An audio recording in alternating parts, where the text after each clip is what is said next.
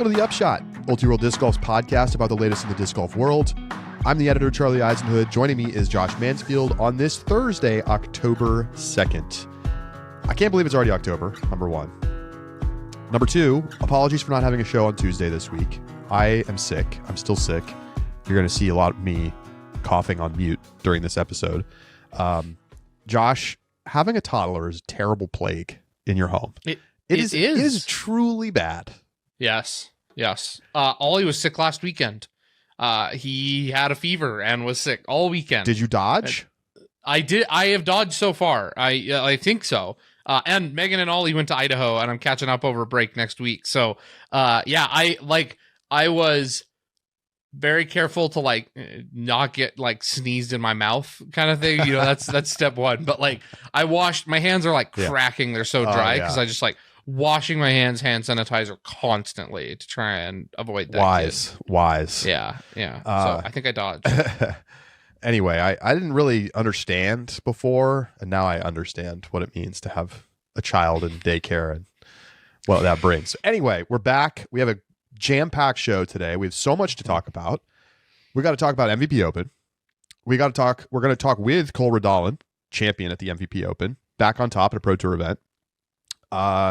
We got to talk about a stunning development at the top of the Statmando World Rankings. We got to talk about the Pro Tour Championship and who got in, and the top 10, and the starting strokes. Brand new news out today. Purse and starting strokes. So we're going to get into all of that. Josh, lock in. Forget about law school. We're locking in right now. It's put away. I don't know if I can forget about it, but I'll sure try. So MVP Open. First of all, we did a 1 hour long reacts after the tournament. Great tournament. Really good tournament this year. Missy Gannon and Cole Redalen are your champs. And it opens up a lot of questions about, Missy and player of the year. And I know people don't want to be beaten by that dead horse anymore. The dead horse is going to start beating you if we're not careful. So we're not going to get into all that, but just have it in the back of your mind. It's coming. We're going to have some tough decisions to make at the end of the season. And Cole just outduels Gannon, Josh. It was very impressive to watch him through 4 rounds where Gannon has been almost bulletproof over the last 2 seasons. Stand up, lose the lead at multiple points during the final round, and clutch up and win late against Gannon. And not something we see all that often. Not something that we see all that often. It required an all around game. I mean, this is what we praise Gannon for his all around completeness, not flashy, just very, very consistent. Inevitable is a word that we use to describe Gannon regularly. And in this case, it just really didn't feel like Cole showed him that many opportunities to ever really take advantage of that. I mean, it wasn't like Cole was shooting, heroic shots. It really felt like everything Cole was doing was repeatable. And that consistency minimized the kinds of mistakes that actually cost Gannon strokes. Hole 17, Gannon went off into the deep woods, just lost, and ended up having to try and make a circle's edge or short circle 2 putt that kind of splashed out left and missed, and so really gave the win on hole 17 is what it felt like. And it just Cole didn't make those mistakes. He really didn't. It really felt Gannon-esque in the way that he won that tournament. Yeah, I mean, well, and look at the rating. Oh, yeah. He shoots his highest ever event rating, 1076. First time over 1070. And his first time over 1060 was the week prior at GMC, which he didn't win, but Cole Redalen he's back. Now, obviously, with an injury that nagged him for as long as it has, there's always a risk that that's going to recur and it's going to be an issue for the long term. And that he's never able to have that kind of consistency that you sort of requires that you be healthy and that you feel great when you're playing. But obviously, it is extremely encouraging to see him looking as good as he did.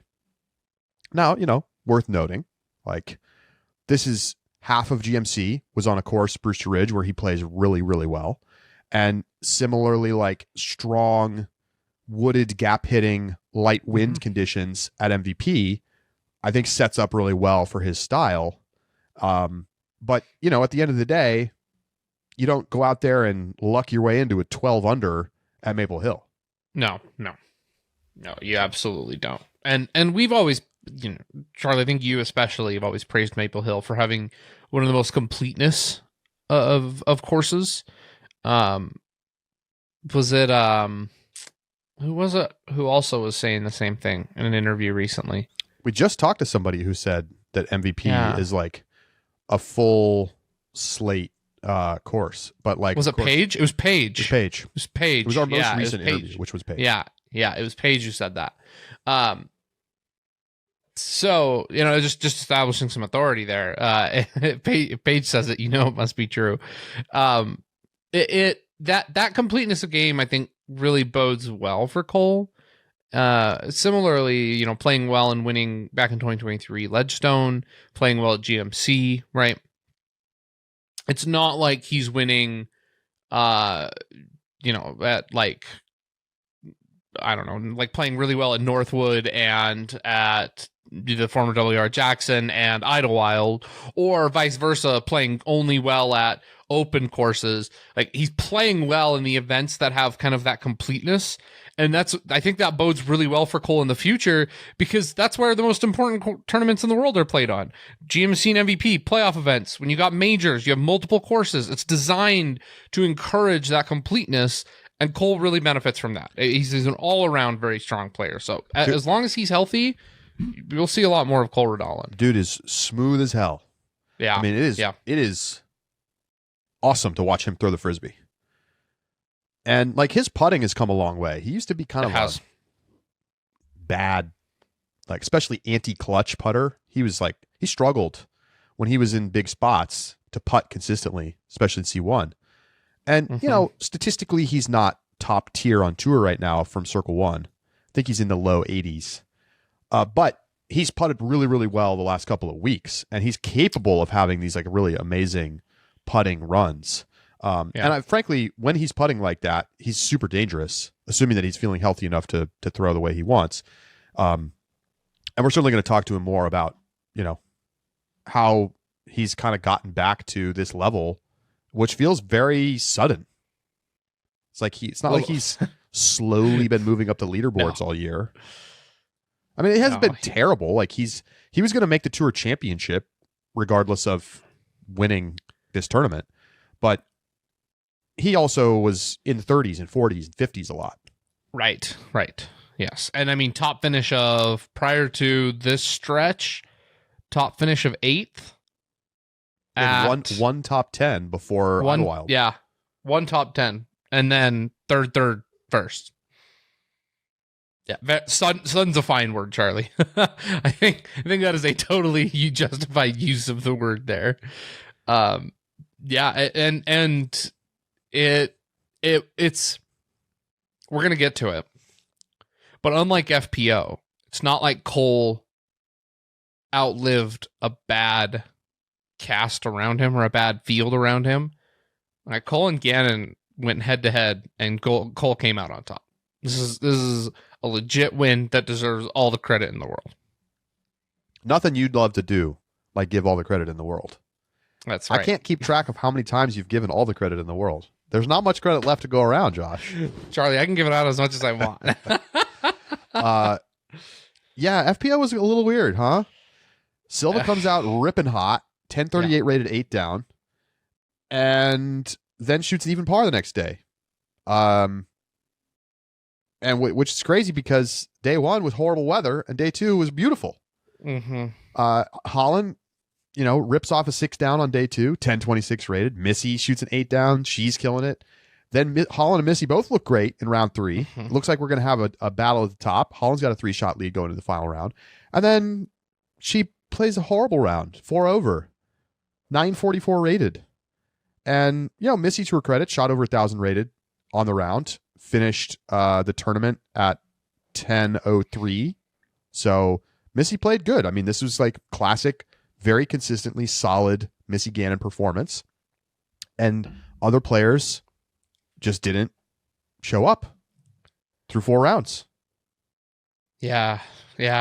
And it's funny because I made a joke like a week or two ago. I was joking about Holland because Holland just has not been playing very well recently. And like, of course I know that she has the capacity to just bounce right back.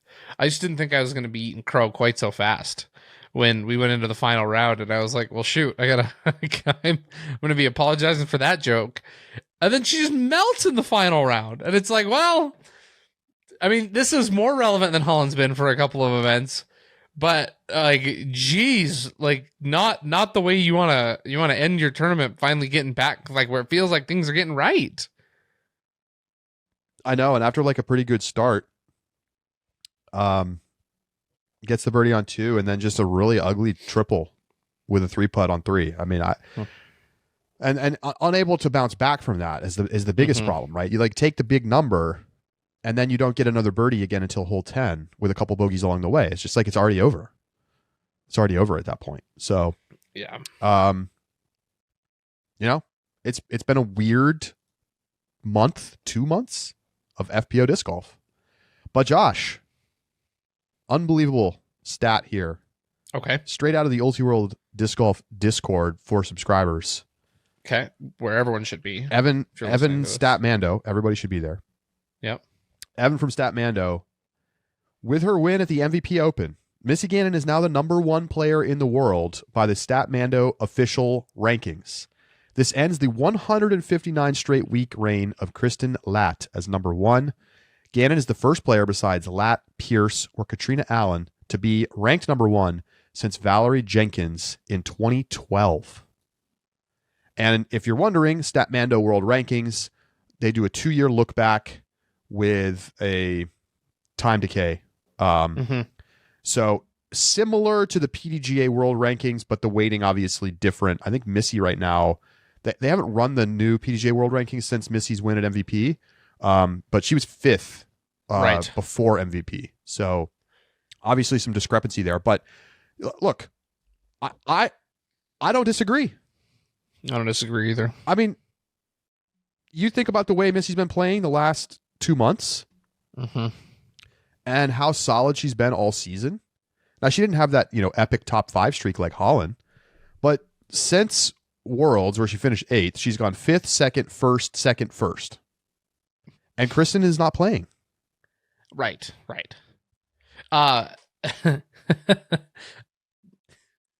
Every year we get the shocked Pikachu face at the end of the season. We're like, yeah, Missy's had an okay season, and it's like, oh my gosh, Missy Gannon, like, but we should know better. This is Missy's stretch. She literally like stole a Player of the Year award by just playing really well at the end of the season. This is Missy's time. She thrives right now, and it's not fair because she had like multiple wins prior to this, and so it isn't totally fair. She had that stretch that like it went a little bit quiet. She went 8th and then like 23rd at US Women, so it preserved. She was 8th in US Women. She was 23rd. Yeah, she had those brutal blow ups she had that horrible first round at US Women's. Yeah. And then she had that horrendous hole 16 at Worlds. Yep. Took the 10, and then I think. Climbed all the way back to the top 10, by the way, after the, complete blow up. So just like very un-Missy like stretch in the middle. But of course, you go to Ledgestone and it's just like the switch flips for Missy for the rest of the like that's like the on switch is just at Ledgestone, and then 5th, 2nd, 1st, 3rd, 1st, like of course. This is Missy Gannon's time. Big money Missy. She's here. It's very impressive. Up to 4 wins on the season. Winning at the biggest tournaments of the year. Like you think about she got the major back at Champions Cup.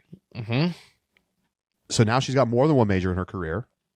She wins the biggest regular season. I mean, technically playoffs, right? But like biggest non-tour championship or major of the year at the MVP Open, and is probably going to be the favorite going into the tour championship, right? Yes. I would think I don't know so. about throw pink. Who's the favorite to throw pink? Is it Missy? Hasn't Missy's won there? I don't even. I feel like Right? it's hard to pick an obvious. I don't think so, Josh. I thought Missy won No, the no, no, no, no. inaugural. I take it back. That was when she earned the Big Money Missy moniker. Yes, yeah, but that's when she won Player of the Year. Yeah, you're totally because she won the inaugural, and then it was Holland then Kristen. Yeah, you're totally right. She won. She Yeah. won the first time they played at Throw Pink. Let me. I think Missy has. Let me look to at be her the record favorite. over time. All right. Take a look, but I think Missy has to be the favorite. Let's see. Throw Pink. First in 2021, first year, then fourth and sixth and 11th. Shooting very similar event ratings, by the way. Who am I missing in the winners? Did Kristen win twice? Kristen won last year. Did Katrina Allen win Throw Pink? One year? I think she did. Did it go Missy, Because Katrina, it was the Holland? year that Kristen was killing everyone, and then she kind of had like a Hall. You already said Holland, right? Holland was 2 years ago. That was Because 2023, and that was the big gate on 18. Yeah. Kat Allen won by 3 strokes over Yes. Kristen in All right, 2022. all right. That's right. Okay. We got it. I got it. Anyway, yes, Missy's the favorite. Like who else would be the favorite at Throw Pink? Fair. I guess I don't have a great answer for you, but I think Evelina honestly has a case. I know the putting has been very suspect, but she always plays well here. Owen was the second highest. She was in second behind Kristen last year. Missy does not have a Kristen-like favorite odds. But she Missy is has the favorite amongst the group of players at a similar level. Fair. Like I give her a couple points above, and then sure, you want to say Holland, you want to say Owen, you want to say Silva, you want to say Evelina, you want to say Hannah. Sure, like I see all of them having like close odds to Missy, but Missy has to be your favorite. Very fair. All right. We've got so much to do. We're going to take a break here. Cole Redalen will join us next. We did a bunch more on MVP Open in our Reacts, which you can listen to live or after the fact with an Ultiworld Disc Golf subscription. Just go to discgolf.ultiworld.com/subscribe to sign up. It's less than $5 a month. And I will say, we're going to be doing live Reacts after every single USDGC round coming up. So it's a great time to sign up and enjoy the home stretch here of the season. After we talked to Cole, we talked Tour Championship, who got in, top 10, winners of the season, and then what's coming up at the Tour Championship, some news out today. We'll be back. Stay with us.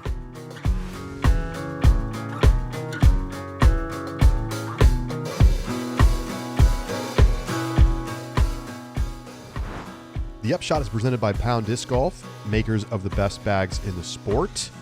They've got brand new Rufuses and Octos shipping now. You can get the Peacock and Navy Rufus, the Blackout Rufus right away, or you can pre-order the Sage and Coffee or the Navy and Steel. Don't forget to check out the brand new Rufus Disc Caddy if you are looking to maybe put your bag in a cart or have it on a caddy's back. Really just add some structure to the bag. The Octos are available now as well. You got to wait a little bit for the Royale with Cheese bundle to come back, but you can get a Blackout bag, Steel and Sage, Coffee and Steel, or Clay and Navy right now at PoundDiscGolf.com. So go check out all the options. Buy the only bag you're ever going to need to play disc golf at PoundDiscGolf.com.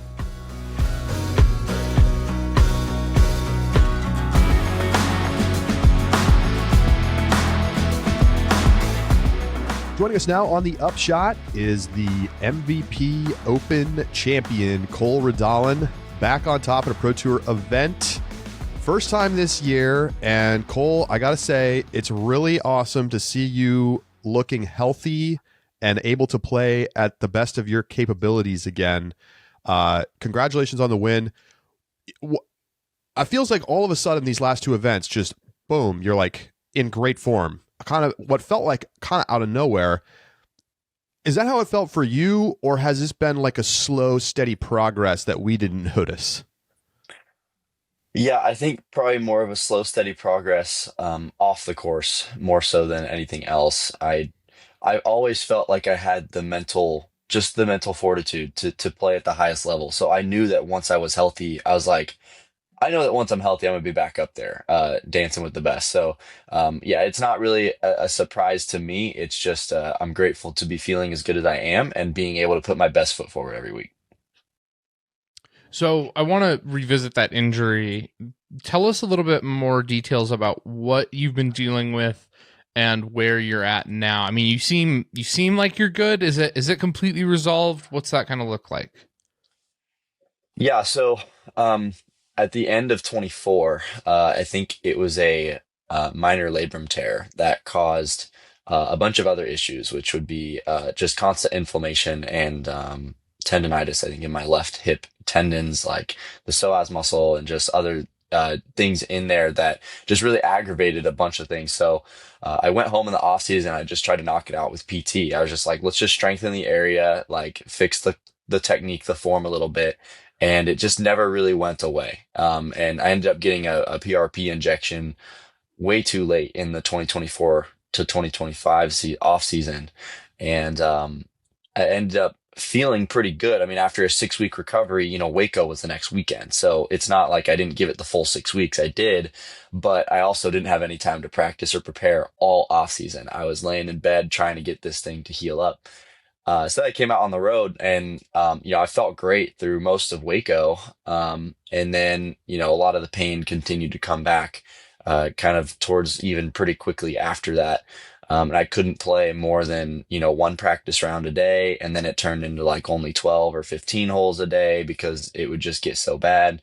But then I'd always wake up the next day feeling pretty refreshed. So kind of as the season went on, I was like, man, it doesn't feel like I can't play, but it also doesn't, but I also like can't play at the highest level. Like I'm playing through pain, but it's not an intense pain to where I can't like, just play all together. So there's that part of me that was like, well, if I'm not going to make it any worse and it's just muscle inflammation, and it felt like the labrum tear was dealt with because I mean, that's the reason I dropped out of Worlds in 24 was because I couldn't walk. I just literally couldn't walk. It was too painful and I felt really unstable in the hip. So, it felt better. Like I could walk. And then, yeah, it just continued to stay pretty bad. So, throughout this year, I ended up still going to Europe as well. And it just seemed like event to event, it was different. Like one event would feel great. I'd feel pretty good. But like, obviously my game was really rusty because I wasn't able to practice. So I'd still play bad. And then, I'd come back to the next tournament and then all of a sudden I'm like, okay, it's starting to feel pretty good. And then boom, the hip pain's back. So that happened all the way up until the ledge stone. The ledge stone, even, hole one, walking up the fairway, Paul Ulibarri just literally took the bag off of my back. He's like, I can't watch you carry your bag up this fairway if, it's like you're limping. And so that's when I made the decision to jump off of tour for the rest of the season and cut it short and just figure out what the heck is going on. I didn't know. Again, I felt like the labrum was dealt with, but there was just constant inflammation in there that I couldn't figure out. And so I went home and decided to play Idlewild as my last one. And then all of a sudden Idlewild happened. I was like, oh, I felt really good. Felt really good there. Felt really good all week. I was jumped on a call with my agents and, Julio and Scott Kesey, and just like we're all talking about whether the rest of the season is a good idea, and they're like, well, why are you playing Idlewild? Like if it's feeling this bad, like let's just go home and figure out the problem. Like we don't want you to injure yourself any further. So then I was like, well, I don't think I'm gonna make it any worse. Like I've been playing it like this all season, so let's just go out and play one more. And then all of a sudden Idlewild happened. And I think that was because also I made some crucial adjustments in my grip and my form that helped me slow things down, which then reduced the pain even more while I was playing. So a big part of this also is changing my technique, as well. And so, yeah, just took D-Glow off, came back, GMC, MVP, started feeling really good. No major issues when we saw a lot of the doctors back home in Oregon. I was just able to practice a lot. The pain kind of started to subside. I did some more acupuncture, some more PT, some massage therapy, just really tried to focus on resting and clearing out that area of any inflammation or whatever was left in there. And I've been feeling pretty good since. I've started doing cold plunges very consistently. I bought some kind of compression boots for recovery after rounds. And so just really investing in my health. Also, I've been very close to a fully anti-inflammatory diet as well. I'm eating pretty clean right now. So just kind of making those adjustments to take my health a little bit more seriously, has also been really helping it as well. That's wild. I mean, you're throwing the kitchen sink at it. Yeah. So let's see. So you played Ledgestone, and that was August 14th. And then you played Idlewild the week after. And then what? We had a couple weeks, or I guess 2 weeks off before, closer to a month. It was 3 weeks before GMC. 3 weeks before GMC.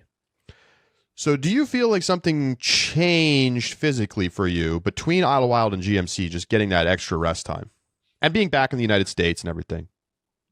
Yeah, so the biggest shift, the moment everything shifted, was after round one at Ledgestone. I could barely walk. I went home and I just iced and did red light therapy. I was like, I'm going to religiously do this every hour, 30 minutes of one and 30 minutes to the other. For like a couple hours, I did that. I played pretty much the rest of Ledgestone pain-free. So that's where I was just so confused. I did not know whether I should stay out on the road or whether I should go home. I just was trying everything. Mixed messages from your body.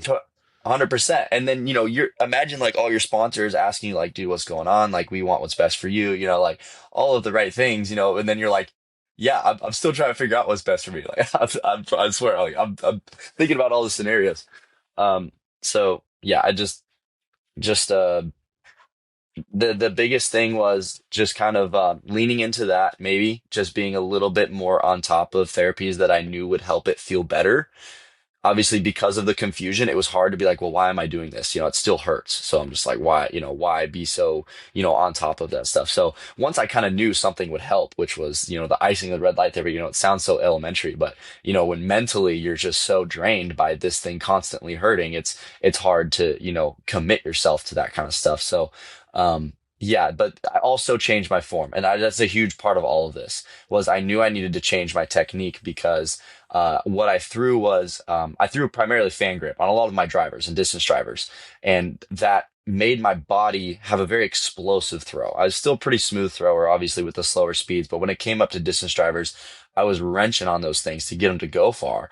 And with the fan grip, you don't have as much pop at the end of the release as you do with the power grip. And so at Idlewild, I prioritized a lot more field work than practice rounds. I went into the field and just worked on that power grip. I said, let's see if we can get comfortable with this. That would take some strain and pressure off of the body and just help you throw, like focus on throwing smooth and with rhythm, and just allow that disc to kind of snap out of your hand a little bit more. Let's just control that. And I think a few more of those fieldwork sessions later, I was feeling so good on slower run-ups, just a little snappier release that, all of my confidence came back, like literally all of it. Yeah. Have you power gripped on things other than distance drivers? Like, was that like brand new to like switching to power grip, or had you done it with some discs but not others? Well, I actually threw power grip up until 2022. Okay. So I converted to fan grip, copying Drew Gibson's form. That's when I ended up copying him at some point. And then it turned into my own thing, but he threw primarily fan grip for his distance drivers because he felt like he got a more consistent release off of that. So that was what kind of persuaded me to go that route. But then obviously, you're not playing as good as everybody else at the top players in the world. And literally all of them throw power grip. All of them throw power grip. So I'm like, I'm, it's a part of me too, just looking at the top of the game and continuing to learn and adjust my game. And just be like, yeah, I think there's definitely something to this and the consistency of it. So that was kind of what, and yeah, I throw power grip with distance drivers, fairway drivers, and mid ranges. Putters, I still fan grip. Okay, one more thing, and then I'll let Josh go. You have now back-to-back events set your highest ever event rating records. 1061 at GMC and then 1076 at MVP Open. You hadn't cracked 1060 before that at a major NT. Does it feel like you've like locked into a higher level of performance than you felt like you've had in the past? 100%. I definitely think the floor has risen. I think my bad play probably won't be as bad. And yeah, I mean clearly after MVP, it's nice to know that playing at my best is definitely competing with the best. But I what's funny to me is that I played so good these last two events, but I cannot wait to get back in the field and continue to work some things out. Because of my lack of preparation this season, all I was doing while I was home was just smoothing mid ranges around the local courses. That's all I was doing every single day. I'd go out to the course and I just practice technique, practice form, just locking that in. And I didn't feel like I had enough time to lock that in before GMC or MVP. I just felt like I felt comfortable enough, obviously, to perform on those courses. But yeah, no, I definitely think the floor has risen, and I can't wait to just kind of push my ceiling higher. And yeah, been really good. Uh, I also love fan grips, and the thought of power gripping a mid is just like inconceivable. Do a lot of pros power grip mids as well? Yes, I know AB does. I know Macbeth does. I know Gannon does, and I'm pretty sure Nicholas does as well. Yeah, and Rick. I think Rick does. But yeah, I mean that's just my guess, and like I know some of them. Some of them I'm pretty sure they do, but yeah, I think the technique with the mid range and the power grip is just slowing down your body a lot. You're just using a little bit more upper body. On those drivers, you can torque using a little bit more lower body to add some power, but those mid ranges, I feel like I'm definitely slowing down with the upper body a little bit more, so I'm able to not torque it over as much, obviously with the bulkier rim. So to follow up on Charlie's question, then you mentioned that you feel like you've leveled up your floor.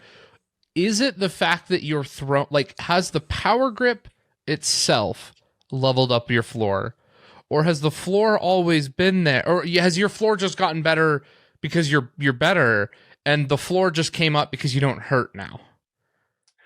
100% the floor just came up because I'm hurt now. Because before it was I'd play 5 holes feeling like all right, pretty good, and then hole six, something would start hurting, and then I'm like, all right, the rest of this round's chalked. Like I'm in pain now. I can't trust my plant foot. I can't throw a forehand straight. I can't release the backhands where I want them, and now everything's just spraying. And then mentally, obviously, that's just so draining. Hard to be confident and locked in when that's happening. So being healthy is absolutely the number one part. Because I mean, I won Ledgestone in 23, and that was all fan grip. Like I was throwing all fan grip then. So it's not that I wasn't able to play super well with that. I just know that, obviously staying healthy and then, elevating that floor is from a consistency standpoint, the power grip has a lot to do with that as well. So when you kind of zoom out and you think about like next season, because I mean, we've got a couple events left, obviously big events. And I'm sure you're excited to compete in those, but when you think ahead, like making sure that you're staying fully healthy for next year and beyond, what do you feel like you need to do this off season to kind of like make this a thing of the past as much as you're able to?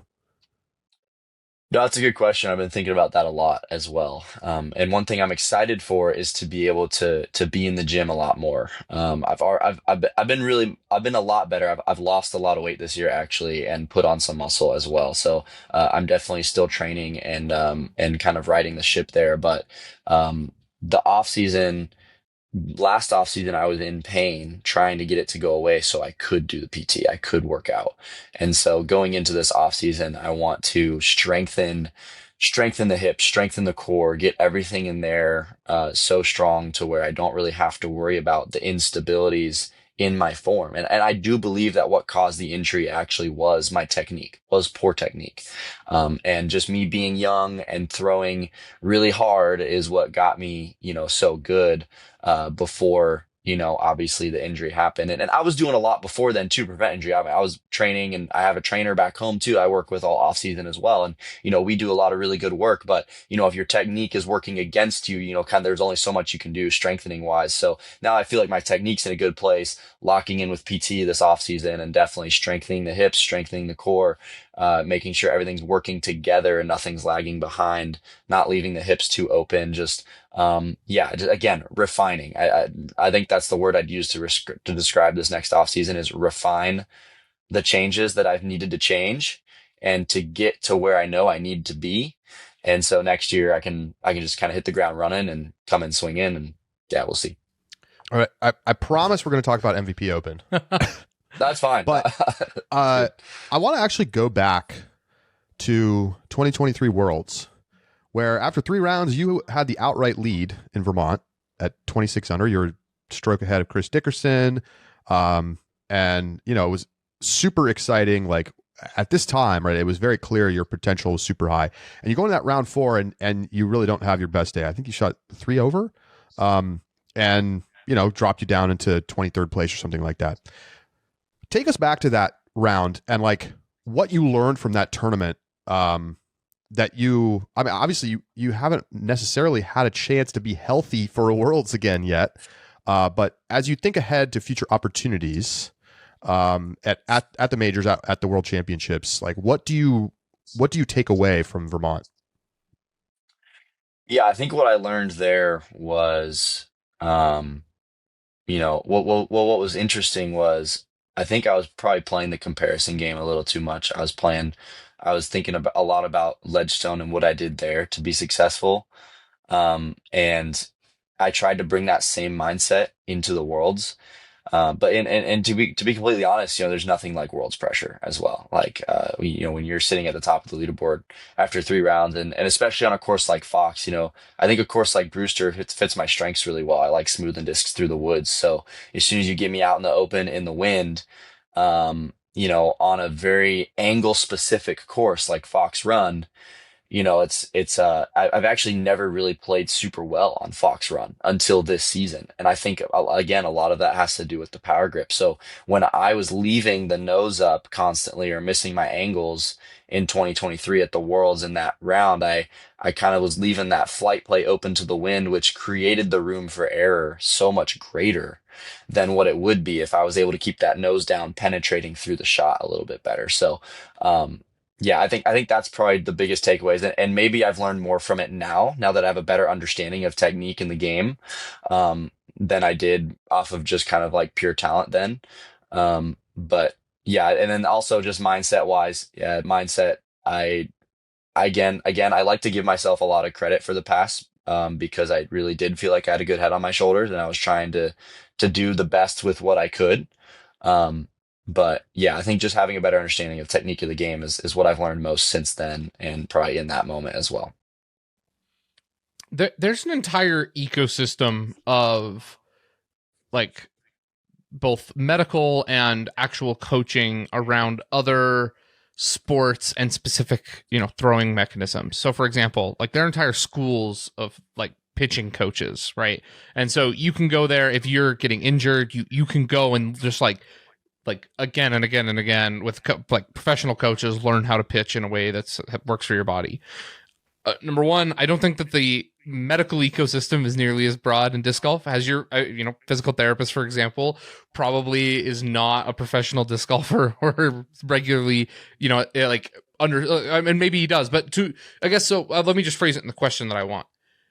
To what extent were you to what extent were you relying on other professionals to help refine your technique? To what extent was it just self exploration and teaching in order to master it? Yeah, I mean, I would just give some credit to Gannon. I mean, he and I have been friends for a long time. We've been friends ever since 2021 when we both started touring. So, I felt like at any given time, at least 1 or 2 times a year, I'll send him my form and just be like, dude, does this look good? Like, does this look good? Like, and, it's funny because, we're obviously competitors now, but, he's just such an awesome dude where he's just, wants, he wants everyone to be the best version of themselves, and I really respect that about him. And I love that our friendship, I feel comfortable enough to do that, and he's down to just let me know, and he'll give me honest feedback, like, dude, it looks terrible, like, what are you doing? He'll tell me that too. So um I think just, yeah, I sent him a video while I was home over D-Glow, and he kind of cleaned up a timing thing for me. But the way my throw was supposed to look, I kind of already knew before, and I think that was more self-taught. That was more looking. That was more taking what he did, taking what others did, what I wasn't doing, and just, yeah, kind of self-diagnosing. Tucking that left side was a big one. I noticed that when I would throw, my left side would be so far open and my hips would be so far apart. Whereas a lot of these other guys, when they're snapping that disc through, their hips are a little bit tighter. Their left side is driving into their right side. And I was just kind of leaving that open. So again, yeah. So I think, one, just thanks to Gannon, for any feedback that he's ever given me, but also watching a lot of video. And my trainer back home, he is a disc golfer. He started becoming a disc golf fan at the 2014 Portland Worlds. And so he's been working with me since about 2018, 2019. I think when I talked to him about form, he's like, oh yeah, that makes a ton of sense mechanically. I don't know if, he puts it all if he can put it all together like himself, but when I describe it to him, he's like, mechanically and health, like health wise, that makes sense. Like, that's something you should be doing. And so he'll help me come up with exercises and things I can do to train the right movements and, do all of that stuff. So it's been a mixture of Brandon, Gannon, and definitely self-taught stuff. All right, well, let's talk about MVP Open. You're right near the lead the whole time. You shoot your highest rated round of all time in round 3, 12 down, 1097 rated. And you got to share the lead with the world's best player and your friend and someone who's going to put a lot of pressure on you down the stretch. You get a stroke right away on one. How important do you think that was? Honestly, I don't really think important at all. It felt like a little bit of a fluke that he got a bogey. I mean, he threw a perfect layup to the gate, and then it just kind of picked up and rolled, took out of position. So he had to pitch up around and had to take a bogey. It didn't really felt like he messed up.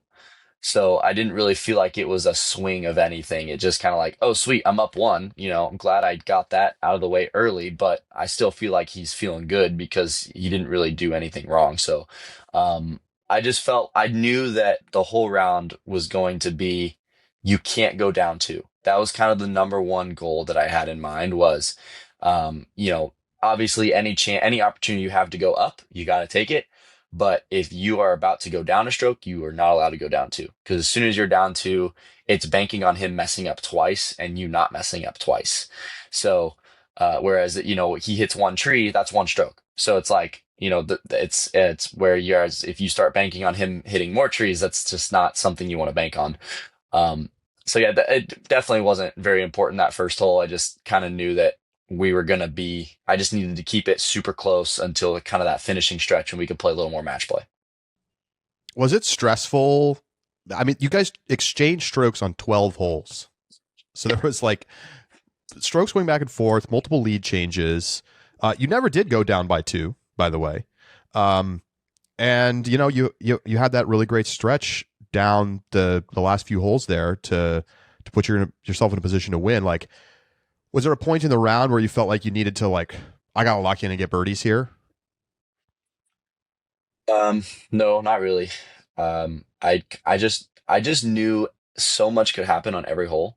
So like, yes, it was stressful, but at the same time, even if I went down one, I was like, you got 12 holes, bro. Like, anything can happen on any of these holes. So, yeah, and I think one of the big ones was I was up one, and then we went to hole 5, I believe, and I think I was still up one, and I missed that kind of shorter putt. I think it's like 25-ish feet on that elevated basket back to the water, and that was just like the crowd was going crazy on hole 8, and they had this like this big roar right before. I was like, okay, just recenter, go back to your routine.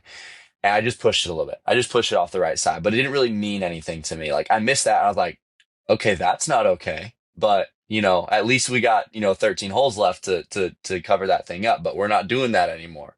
So that once that happened, it kind of tied us back up, and it kind of honestly took maybe some pressure off, where it was just like, okay, that's what it took for him to get a stroke on you in the last four holes, was you missing that kind of a putt. Like, let's keep locking in, and like, you're just tied, so let's just do it. Let's just go up one again. So yeah, I mean, obviously, yes, very stressful, but when you put every hole into perspective as you have to while you're out there, it allows you to hone in on the shots a little bit better. Gannon has described in past interviews that he really prefers to have the box, especially on final day Sunday. He wants to be up at, like, in charge, and when he feels like he's teeing off first, that he has a sense of being more in control. Do you think about that as well? Are you someone who also prefers the box, or are you a little bit, would you prefer the wind read or the value that comes from being able to see someone else shoot first? For me, I honestly don't think about that at all. It's nice. It's nice when you do have the box. I think especially on coming down the stretch. I was definitely thinking about that going from 16 to 17. I definitely thought about that on 17. It was like, I'm so glad I have the box because I can make a statement here off the tee. But kind of earlier in the round, it doesn't really change the goal of what you're trying to do, which is birdie the hole. So when he would put the pressure on, putting it close, and a big one of those moments was actually on hole 7 when he piped it, actually hitting the bullseye and rolled all the way down the hill. So like, he should have had a drop in. He ended up having like a 55-footer. I couldn't see that roll from the tee pad. So in my mind, he's parked and he's already up a stroke. So that was one of the biggest moments where I was like, all right, well, you just got to you have to stay in your own lane. I mean, Gannon's going to be Gannon. Gannon's going to do what he's going to do. You can't control that, whether he's first on the box or whether he's second on the box. Gannon is going to just play the hole. So, that was kind of the mind frame that I was in, whether Rick had the box, whether Gannon had the box. It was just, I couldn't let myself be impressed by anything that they did. I had to just expect that they were going to throw the shot that they did. And when I expected them to do what they did, then it was just like, cool. I'm just going to step up and do what I'm supposed to do. I can't remember if this was the hole, but at some point you clapped after you like laced a drive. Maybe it was 16. Like, I just loved it because Gannon and Ricky are both like the clap guys, and then you clapped right in their face, and then your drive was the best of the bunch. It could have been 17. I don't remember now.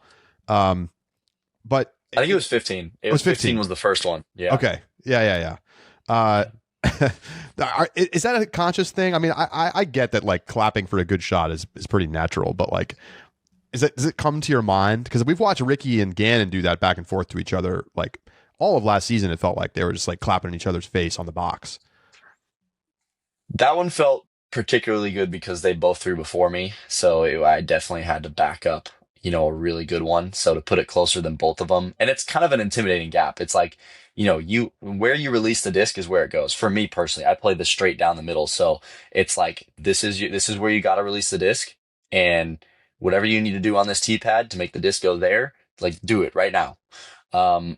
So to release the disc exactly how I wanted to, I love the clap. And I think the reasoning behind that was when you're like, let's go, like you let out a little bit from the inside, it like, you kind of have to calm yourself back down a little bit. You kind of just be like, okay, do more deep breaths. It's like, there's so much tension in here. And as soon as you let some go, it's like, okay, hold up. Like, this is not the end of the tournament. It's not the end of the tournament.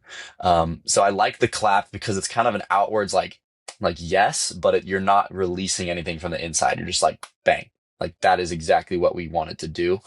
And so I don't do that as much, obviously, as they do. I think they do it more for maybe intimidation factor. I know they like to kind of, like, like, yeah, I just did that, And for me, I'm just like, hey, bro, you were supposed to do that. Like, good for you, Um, so yeah, the clap for me though was a little bit of an encouragement to myself of like, just let an errant one on 14, just pulled a drive on 13, just fluffed an upshot on 12. It was 3 pars in a row. And so to step up and really put that one in the bullseye, it was a little bit of a like, yeah, I'm still here. Like, you're not just going to walk through the door with this one. It's kind of like the pep talk I had with myself. Gannon is the undisputed best player in the world right now, and there's a lot of other players who have, who've come up and have won tournaments this year around him. You've got Calvin, you've got Paul, you've got AB, and now you as well, Nicholas, Ezra, right? I don't mean that as an exhaustive list, but and you have as well. If you are healthy, but I guess the point I wanted to make first, it doesn't seem like there's one singular person who is challenging Gannon every single week through the season. If you are healthy, do you think that you could be that guy? 100%. I definitely think I can be that guy. When I will be that guy is something I don't really know. I still think there's some things that obviously I want to work on for myself through the rest of the season. But I only hope to be that guy. That's my goal. I'm here and for the long haul in the game of disc golf. So, if I'm not there, then I'm not setting the bar for myself that I want to be. So, and I don't mean that in like an arrogant way. It's like if I'm dedicating myself to this game, then I feel like I should or need to be there in order to be putting my best foot forward every week. So yeah, I'd love to be that guy, and I hope some of those other guys can do it a little more consistently as well. I mean, a lot of fire from AB, a lot of fire from Niklas, a lot of fire from Macbeth, and I think we're all just setting in a little bit more to this newer age of disc golf. I think just getting more comfortable, and I just know for myself that I'm always working on my game. I'm always working on refining. So when I feel like I'm at a point where I've refined everything that I need to and I can solely focus on the golf, I definitely think I will be there. USDGC is next. You've never really played great there. You haven't cashed. What is it going to take to change that this year? Oh man, that course, I don't know what is up with it. I feel so good. Like every year, I'm like, this is the year, bro. This is the year.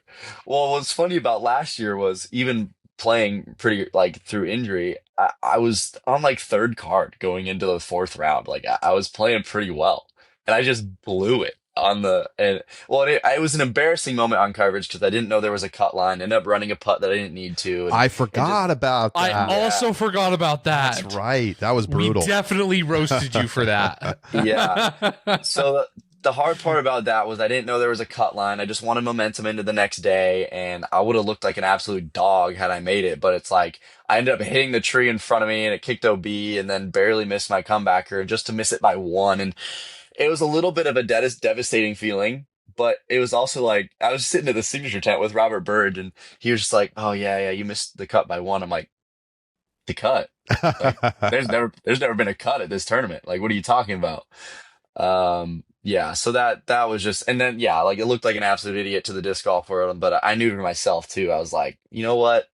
Like that's just another year at USDGC. Like you played your heart out this year, and we're just gonna keep coming back, and we're gonna figure it out eventually. So, and I think also with the grip changes, like I said, kind of to my point about Fox Run, like your angles are so important on the tight OB style courses. So I think now that I'm having a better grasp on the angles of release out of my hand, I'm probably going to have a little bit more success at USDGC this year. I'm honestly really looking forward to it because I think, the predictability of the shots coming out of my hand on a lot of those very specific landing zone holes is going to be a lot better. When you go to USDGC, and you can even take this question a little more broadly as well as kind of like a general idea, are you going in with the attitude of like, it's either win or bust? Like I'm here to win, and that's the only thing that would be considered a success? Or because of your history at USDGC, are you going in saying, if I could do top 20 this year, or if I could do top 10, then I would be satisfied?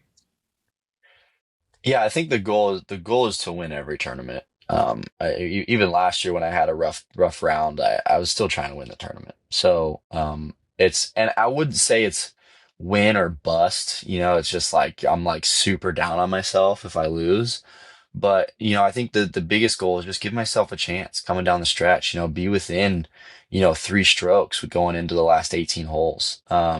So yeah, every tournament, I just want to be in contention. I just want to give myself an opportunity, because I know when I get on those top cards and I'm coming down the stretch, like I honestly love not being on a feature card the first round. So then when I shoot myself into one, I know I deserve to be on it, and I know I'm ready to attack it the next day because my game feels good. So any chance I feel like I get up to the top, I'm like ready to go. I feel definitely more ready to go than I would be on a feature card to start the tournament when I'm just kind of getting my bearings for the event. But yeah, I'm still trying to win. I'm still out there trying to win. I wouldn't say I'm an emotionally torn person if I don't win a tournament. It's like, whatever, dude. It's just one tournament, you know? So, and if you can't put your best foot forward, if you're constantly worried about the result of what could or couldn't happen, it's like you have to put your best foot forward on every single shot, regardless of the situation. So like, yeah, that's just how I see it. And I'm excited to try to win USDGC this year. It's the same mindset. Okay, a couple quick hitters. Portland Worlds, 2 years away. How excited are you for that? Yeah, I've thought about it a little bit. Um, Maybe a little bit's an understatement. I mean, that's gonna be pretty electric. Um, yeah, I'm excited. I'm just excited to be feeling good again. Like that's just the biggest thing. I'm so thankful to be feeling so healthy to where I can put the work ethic to where it needs to be. To be able to get up early and get on the grind and really help myself compete at the highest level. And yeah, I hope in 2 years that maybe there will be a storyline there, and maybe there will be an opportunity for me to do something special in my home state. I believe your DGA contract is up at the end of this season. How are you thinking about the upcoming contract negotiations, especially given that you've just played very, very well at a couple of the playoff events? Yeah, it's not too heavy on my mind. Um, Honestly, negotiations are going to be what they're going to be. So right now, I'm just definitely still focused on the golf. I have an amazing relationship with DGA. They've been nothing but supportive through the injury. I love their discs. I love the Scott Kesey over there. They've treated me all so well, so kindly. So yeah, there's nowhere else I'd rather be, honestly. And definitely open to and gonna weigh all the options for sure. But for right now, it's something to think about. I think a little like probably a few more weeks down the road, as I'm still looking to play pretty well at the majors. Awesome. Well, Cole, thank you so much. So glad to see you back healthy, and looking forward to watching USDGC. Yeah, thank you. You guys are the first podcast to not bring up my decision on hole 18, so I appreciate it. Yeah, I but I mean, if you have something you want to say about it, you go for it. I feel like you addressed this already in the post round interview, so we've already heard your thoughts. Does anything change from how you talked about it there?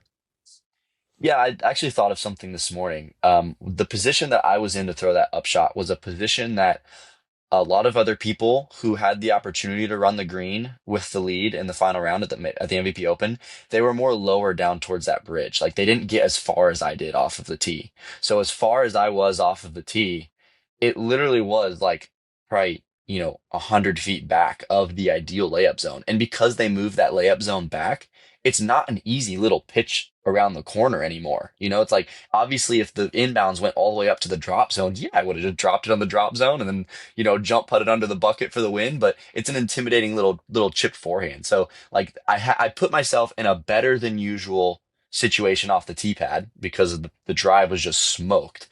And then it was the same angle as the little tricky approach if I were to lay up. So that's why I said just end the tournament right now. Yeah. Makes sense. I mean, if you're going to risk going OB if you lay up, then why lay up? Right. Exactly. Yeah. All right. Thanks, Cole. Appreciate it. Totally. Yeah. Thank you guys for having me. Appreciate it. And excited for the next couple weeks. All right. Yeah. We'll see you in Rock Hill. Cool. Cole Redalen with us here on the Upshot. We'll be right back.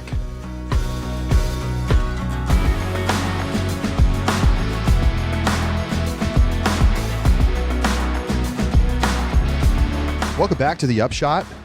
Great to have Cole on to check in on how he's doing. I cannot believe that he was like, I'm just going to change how I throw my drivers, and then I'm going to shoot the highest rated round of my highest rated round and highest rated event of my career. What? Charlie, let me correct you there. I can't believe you decided I'm going to change how I throw every disc except my putters. It's crazy. And go out and shoot my highest rating. Because I was like, okay, yeah, you power grip your distance drivers instead. I thought it was kind of like, I didn't realize that he fan gripped his drivers. I didn't know that was the thing. I thought that was a little goofy, but I mean, what do I know, right? So I was like, oh yeah, okay, so you switch distance drivers to power grip, or maybe your fairways as well. But when he said mids, I almost fell over. I didn't know that was the thing either. I couldn't pay me enough. But again, amateur talking over here. It's crazy to change your grip like that. That's wild. Well, it's one thing to change your grip. It's another thing to change it and immediately play amazing. You'd imagine there would be timing issues or release point issues, right. something like that. But especially wooded these courses, guys are built different. Well, they are. It's obviously it probably helps that he used to throw with a power grip. Sure, but it's still very, very impressive. It's very impressive. There's no doubt about it. Now, keep in mind, looking at who was going to win was only part of what was interesting at the MVP Open. Mm-hmm. I got to say, Josh, I very much enjoyed having a secondary thing to watch lower down the leaderboard. Yep. Where you have players vying for those wild card slots for MPO2, FPO to, finish highest that were not auto qualified by their overall standings into the Tour Championship. So let's take a look here at the MPO field at the Tour Championship.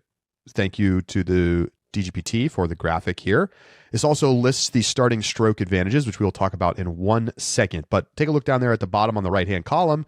Nestori Tukkanen, Lauri Lehtinen, Chris Clemens, and Rasmus Saukoriipi, who won the last spot in a playoff, which I wasn't totally convinced they needed to have a playoff for the last spot. I guess I get it. Do you like that there was a playoff, or should they just let everybody in who makes that last? Nah, I like the playoff. There are 4 spots, and someone has to feel pain. Yeah. I wanted a camera on that playoff is what I wanted. Like, I don't care what's going on in MVP. Show me the playoff that's going on. No, I mean, there are 4 spots. And what feels worse to me is if they're like, oh yeah, like there's a batch of guys who are 1 stroke behind who would have gotten in, but sorry, like no, like you get 4 spots and you have to outplay the other guys to get one of those 4 spots. It's fair. If you're gonna give an auto, just like here's a spot giveaway, didn't matter how you played all season long, you get into the Tour Championship. Sorry, you got to earn it, and if that means winning a playoff, you got to win in a playoff. So. Harry Chase had a chance to probably lock up a spot in regulation, but missed on the approach on 18, ended up going to the playoff, losing in a 1-hole playoff to Rasmus Saukoriipi. I saw somebody note somewhere that this is the most Europeans who've ever played at this tournament. And it makes sense. Mm-hmm. A lot of these guys don't play enough Pro Tour events during the season to get in based on the rankings. Yep. Because they're playing largely in Europe. And, there's obviously exceptions like Nicholas Antila, but like some of these guys are just not playing. So, but now they can come in and they can play these playoff events and they can earn a spot. And that's what happened. 3 of the 4 MPO players, Europeans. And look, that's the way that it should be. No disrespect to Jake Mon here, but Lauri Lehtinen belongs in the Tour Championship above Jake Mon. If I had to make that pick, if you said, Josh, which one do you want to put in? Lauri Lehtinen is a top 20 player in the world. He's phenomenal, and he deserves to be he could be a top 10 player in the world, maybe. He could be a top 10. Yes. Here's Lowry's finishes this season. 2nd, 3rd, 6th, 11th at the European Major, 20th at Worlds, 5th at Turku, and then 11th at MVP. Sorry, like I want to reward the grind. I absolutely do. I want to reward the grind for those who do it. But there needs to be paths for those Europeans to make it in who are not coming over and committing to full tours in the United States but have the skills to compete. And listen, Lauri Lehtinen could win the Pro Tour Championship. Do I think it's likely? No. Could he win it? Well, with the strokes, maybe not. But I was gonna say, I forgot about the I'll strokes. bet you a large sum of money he will not win. Straight up, Lowry could win though. If it was not, It was a normal 4-round stroke play. Yes. And so, but what does that mean? It means he could come make a hefty paycheck that makes it worth it to come back over to the U.S. for this period. Lowry deserves to be in, and the other 3 guys who earned it also do. Yeah. I mean, if you think about the Pro Tour Championship as being a 5-round tournament with this after round 1, I think it makes it more like logical. Yeah. Now, let's put it back up on the screen. MPO players with the starting stroke advantage. They've changed the rules. They have. All of a sudden at the last minute. Okay, it used to be you started with 10 if you were first, and it scaled down from there. Now it's down to 8 for Gannon Buhr. He only gets a couple of strokes ahead of the guys in the top 8. So it's a 3-stroke advantage over the top 8 finishers. And then it scales down from there. I honestly, I don't love that they're announcing this in October. But I also don't have a problem with the overall concept here. Like, agreed. Gannon still gets an advantage, but they're diminishing what that advantage looks like, and they're bringing more players into the conversation, because I feel like, I don't exactly remember last year, but I feel like if you were in 8th, you were like 5 shots back. Yeah. So then you were like, you're just way too far behind at that point. So this brings more of the top players into the mix, and it makes it more realistic that guys down in that wild card land, the invitees like Ben Callaway, Mallory Villman also earned his way in with a win, but I believe he's not attending due to military service duties. Yeah. So I like the change overall, though I would prefer this be announced at the beginning of the year. They hadn't figured it out yet, Charlie. It's I don't know what you want. No, I agree though. I think overall the structures could change. It's Gannon starting at -8 though is it's a tough break for the rest of the field. That's for sure. All right, where's the fork line for the Tour Championship before the tournament starts? Interesting. I have my answer. I have my mathematical answer, like that. I think just is like for those who are unfamiliar, fork line is something we do on almost every live React. Some people don't know what this is. It's very possible they're like, "What are they talking about?" This is who is they're cooked. Stick a fork in them, they're done. That's right. Okay, so the fork line is you have no chance to win the tournament. This isn't a rapid overreact, so I'm gonna say I think the fork line is 12 under. I think Sully is in. What? Wait, 12 under? What are you talking about? Or 12? Sorry, 12th. Oh, okay. I was Four under by strokes. I was saying 12th. Sullivan Tipton is the last one inside the fork line. So the 4 under people are still in. Correct, because that's 1 stroke per round. I disagree. I think it's 3. I think you've got some guys there who can pop off, including Cole Redalen, who's playing awesome. Simon Lizotte, who could cook. And I mean, Gossage, you never know. He has a good putting weekend. Heard you say this for years, Charlie. I mean, it's true. He's never won an but event. I'm forking 17 and down. They're just too far back of the leaders. Do you want to know where I think the real fork line is, though? Where I think like the winner's going to come from? Okay, sure. I think Paul Macbeth's last in. So the 6 and I think the winner is going to be Gannon, Calvin, Isaac, or Paul. Going out on a limb, top 4 in the world. That's right. Who are spotted strokes? Yeah. This is not like a crazy like oh my gosh, but yeah, that's where I think it really is. I think one of those 4 win it. All right, let's look at the FPO field. Holland Handley does close out the #1 spot in the Pro Tour standings. That's going to be big for her hopes to win a Player of the Year award. She gets the 8 strokes to start. Missy 7, Owen Scoggins 6, Silva Saarinen 5, and then Ella and Paige with 4 down. Kat Merch and Valerie Mondahano at 3 down. Cadence Burge, Evelina Sallin, and Hannah Wynn, and Kat at 2 down, so on and so forth. Your wild card qualifiers, Haley King, not a big surprise there. And shout out to Sophia Dunica, as I got to start pronouncing that name properly. Apologies to Sophia for the mistakes in the past. Sofia Dunica playing awesome at MVP Open to get that second spot. I low key feel like next year could be a big Sofia Dunica year. That'd be sick. Yeah. I think you're right. She had some really good success this season. And they mentioned on the broadcast, like, she only picked up the sport like 2 years ago. So it hasn't been long. I remember when she first popped off and it was like, whoa, who is this? That was not long ago. Yeah. Yeah. It was like in the Northwest Swing, I think. She came down from Canada and played. Fork line.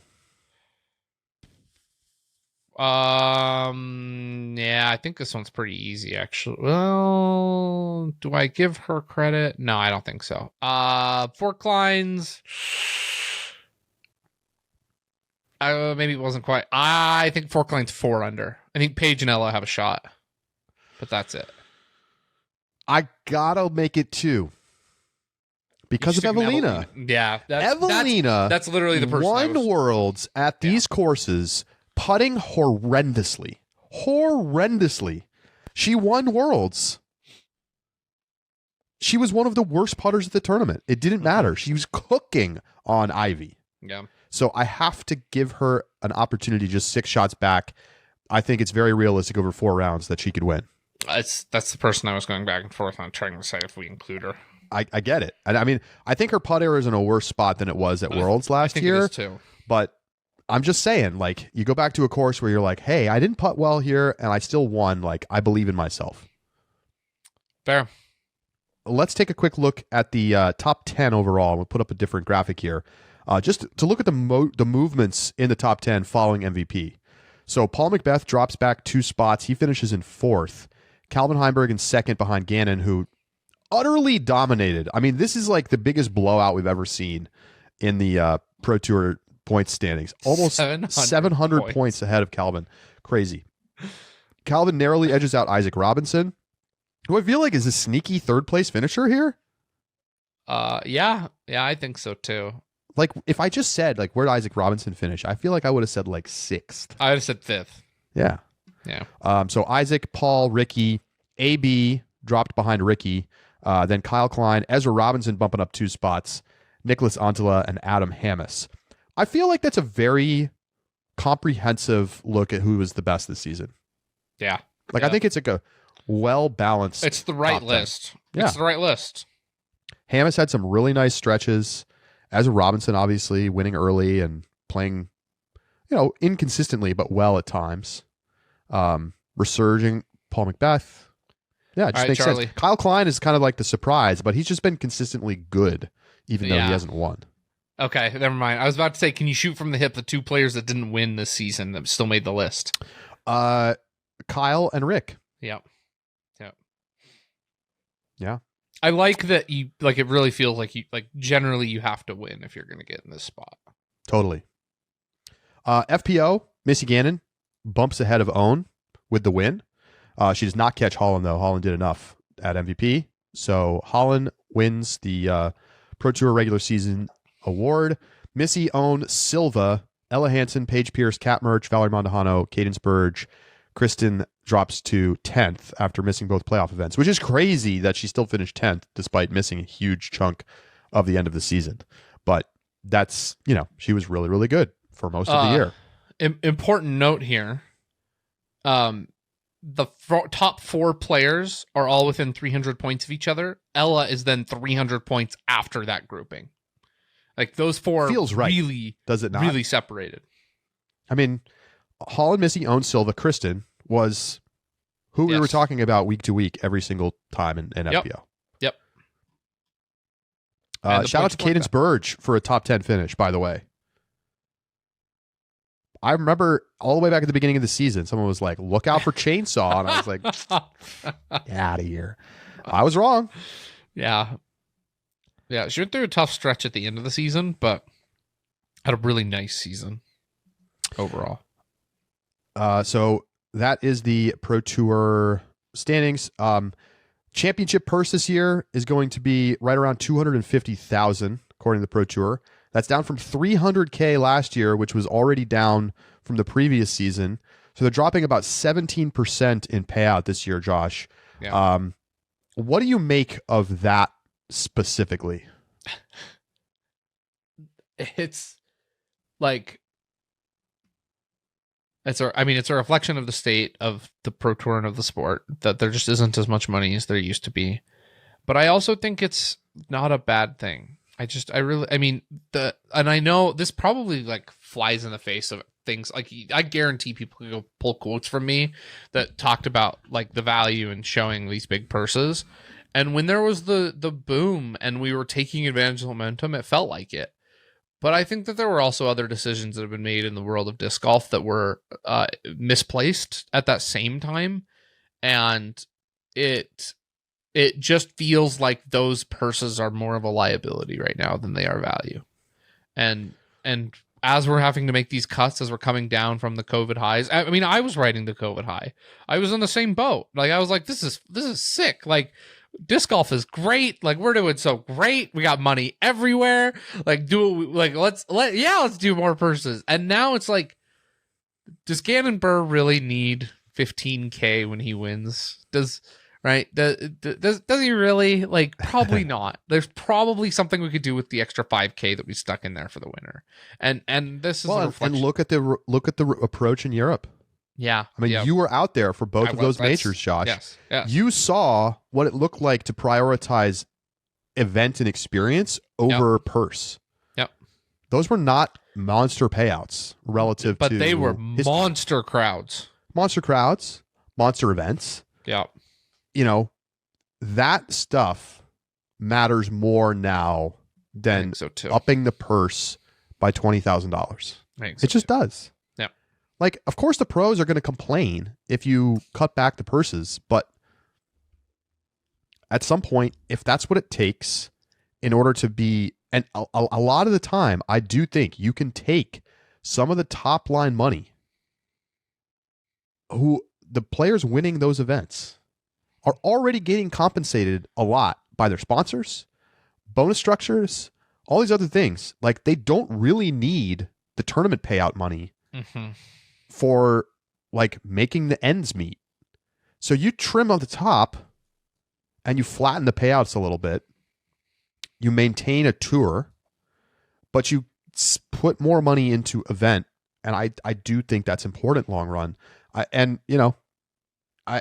don't know, like, every event's going to be a little different. If you have a fat sponsor who's covering a bunch of additional, added cash, great. Sure. But if you're having to like dip into general fund in order to make these payouts happen, I'm not sure that's the right idea. And I think that's what you're seeing reflected in this tour championship number. Yep. I mean, they're cutting by $50,000 basically. Yeah, I think so too. Like, is anybody going to be like, oh, $30K is not enough? No. Like, obviously, you'd love to see the number go up to the right forever, but the sport's in a different spot than it was 2 years ago. Yeah, sure is. And I think this is just an easy place that you could take that $50,000 and that can go a long ways in a lot of other spots. Totally. Speaking of money, speaking of purses, let's take a look at the Pursewatch for MVP Open. $75,510 for MPO, $49,490 for FPO, for a total purse of $125,000. The only tournaments to beat it out this year: Ledgestone, Worlds, Champions Cup. That's the list.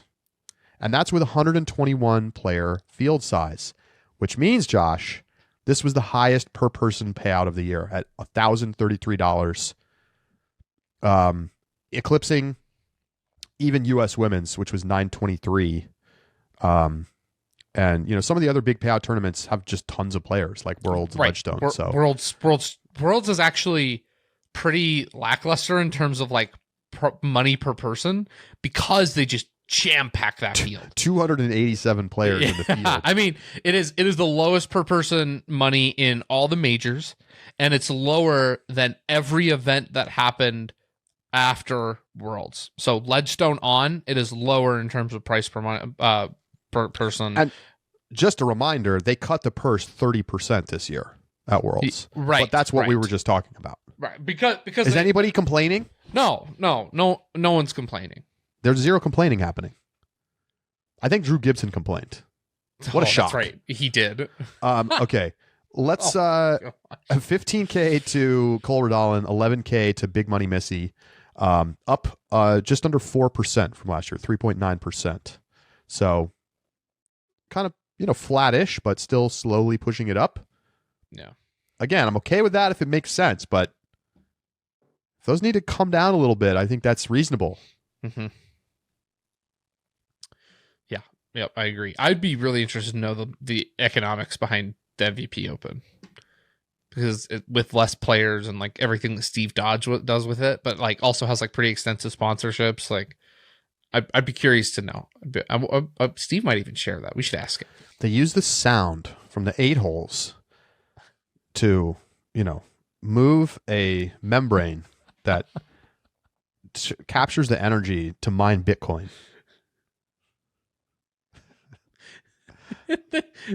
There's just the Christmas tree farm is just a front. They have like a subterranean, just Bitcoin mining going on.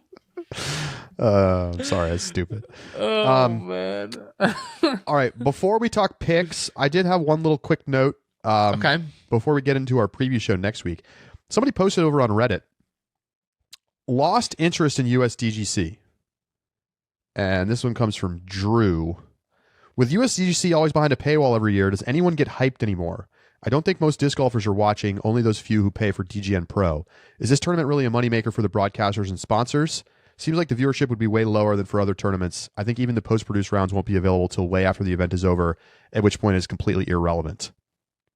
Josh, we're not really the targets of this topic because we do watch this tournament. I will be at this tournament. But I think there is a kernel of truth here. Yeah. I think this tournament has declined in terms of its relevance to the average disc golf fan because of the nature of the paywall for this particular event.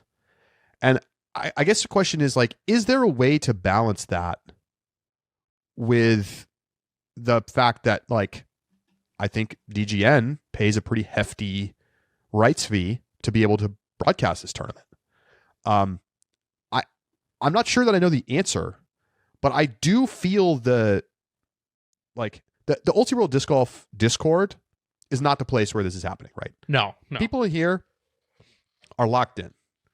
But like the general fans who are on Reddit, who are on, Jomez followers, which by the way, they just hit 500K. Congratulations to Jomez. I just don't think this tournament has the same buzz that it used to have when they used to put out free live coverage, free post-produced coverage. Now it's all pretty locked down unless you pay. Well, there's a couple things I think are interesting. One, I'm looking at these comments from this Reddit thread, Charlie, and one says, I don't even know what that referring to USDGC is. I just watched Jomas Pro on YouTube. I've only been into disc golf for 3 years. That's crazy. The major that we consider to be the second most important major, and that not even on the radar for a casual. Not even on the radar. And some old heads consider to be more important, right? There are some, I've talked to disc golfers who think this event is more important. That the consistency of it, the legacy, the fact it stays at a single course makes it a more important major and a better, like a more important win to have in the disc golf world than the World Championships. Yeah. Somebody in Sweden watching for 2 years, it doesn't feel as important over the pond, but is it such a big event? Like, the thing is, I mean, and the original poster Drew says to the guy that you just quoted, in the past it rivaled Worlds. It used to be a premier event. It was usually seen as the most professionally run tournament of the year. That has not changed. Right. In this thread, people are talking about how if you're on the ground, it's amazing. And I just talked with Jonathan Poole last week, I think, maybe 2 weeks ago. And I mean, they have done so much to make it a great spectator experience. Mm-hmm. This year, they're going to have a giant, massive tent with televisions that are showing DGN, that are showing the NFL football games, that are showing the college football games, that has a zillion tables for you to sit down and have food. This is like right in the vendor village. They have like a kid bouncy house. They have like some sort of dirt bike course thing. I don't I don't exactly know what that's all about, but mhm. like they're putting real effort, and I do think this is the most professionally run tournament in the United States. It is not Worlds. It is not what we've seen at European Open.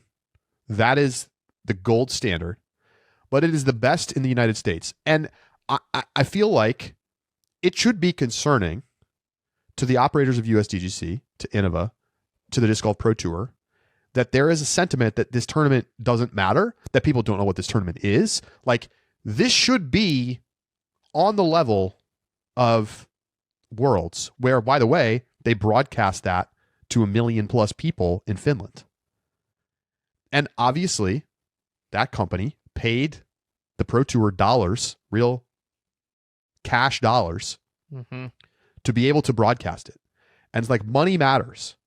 But I do think that there should be some thinking about how to structure this in the future. I mean, maybe you make the paywall lower. Maybe you give the first 2 rounds for free. I don't know what the answer is, but I do feel the same sense of decline in interest in this tournament due to the fact that watching it for cheap or free is basically made impossible given the way that they've run this behind the paywall and the post-produced as well on a long delay over the last few years. Yeah. Oh, man. I mean, I personally think people should just pay the extra $5, $6, $7, whatever it is, to just be able to watch. But I'm acknowledging the reality, which is that many Right. people are not doing that. Yeah. Yeah. I think it suffers, you know, Charlie, I think the biggest thing that it suffers from, and this is just a fact that we can't like will away, unfortunately, in this conversation, is that there's still the sentiment that DGN does not deliver a very good product for the price. Truly an insane take. I agree. And that's, you and I will always be on the other side of that debate. And so, I mean, I scroll through and there's so many people who are like, this is my last year of DGN. Like the product isn't that good. There's technical issues. And I'm like, it is so much better than when I first started watching live. It used to be unbearable. And now I think it's a great product. It's a great product. It really is. And, you know, people want it to look like Sunday Night Football. Expect it to look like network television. Well, They want it to look like Sunday Night Football. Their budget for one Sunday Night Football game is probably bigger than the entire annual DGN budget.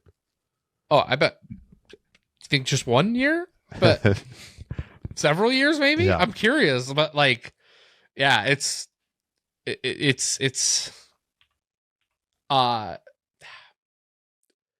but you're right. It has hurt the hype around USDGC. It absolutely has. And this tournament's always been a little bit odd because the controlling interests are not that of other majors, which i.e. the PDGA.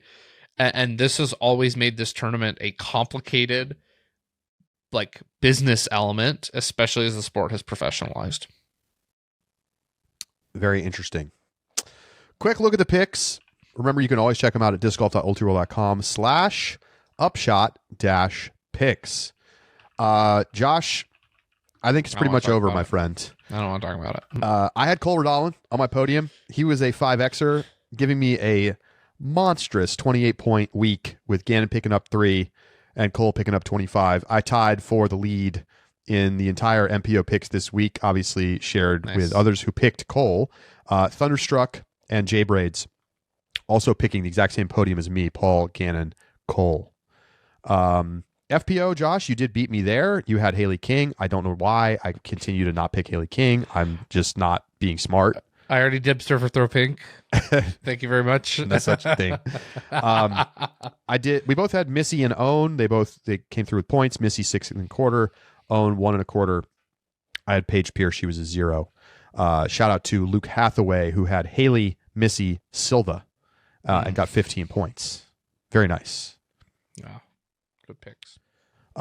Overall, just want to note the points leaderboard is very exciting as we go into the final events of the season. Okay. Drooper is at number 1 with 524 points. And there are another 5 players all over 500 points who could absolutely catch Drooper. Danny and Hampton are at 522. Josiah is at 512. K Free is at 507. Mighty Ducks is at 504. And then you got folks like Charlotte, Rob, Lowe's, JP, Gasper, Thomas, Klembrecht, Matt, who are all still within like 40 points. So it's going to be a battle to the finish here. Yeah. And remember, majors worth double points, so make sure to get your picks in. Don't blow it. Throw pink, worth double too. Don't forget. Yeah. All right. I believe that's it. Did I miss anything? I think that's it. It was a big show. We got through it all? All right. I think we got through it all.